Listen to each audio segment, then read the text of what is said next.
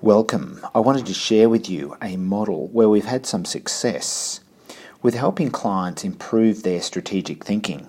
And the idea starts with we all think in certain directions, and predominantly in workplaces, we're trained to and asked to think about where are we now and where do we want to get to, and think out into the future by mapping out and planning strategically through SWOTs and other strategic planning tools.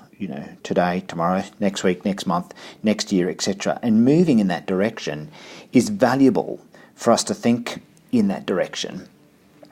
But the other directions that I wanted to add in terms of enhancing your ability to think strategically, and not just time-bound and linear, but they are also add in how you can get greater context with your thinking. It's also a common expression to get off the dance floor and on the balcony by looking upward into different contexts, your team, your division, your department, your organisation, your industry, even right up to the world, depending on what level of leader that you are.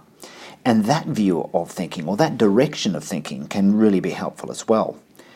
But the view of thinking that really enriches genuine strategic thinking also considers that you look back without dwelling too much, look back into the past to consider, reflect, think about what worked and what didn't work in the past. That direction of thinking can also be valuable.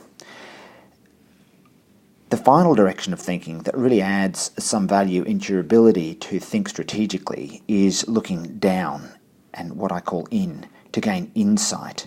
If you have insight, it's a function of your ability to understand your values, your beliefs, your biases, even your assumptions, and look at them to help you think well. If you know what your beliefs are, if you know what your values are, you can think well. And that's what we call looking down, or thinking down below the surface of the water into your underberg of your iceberg.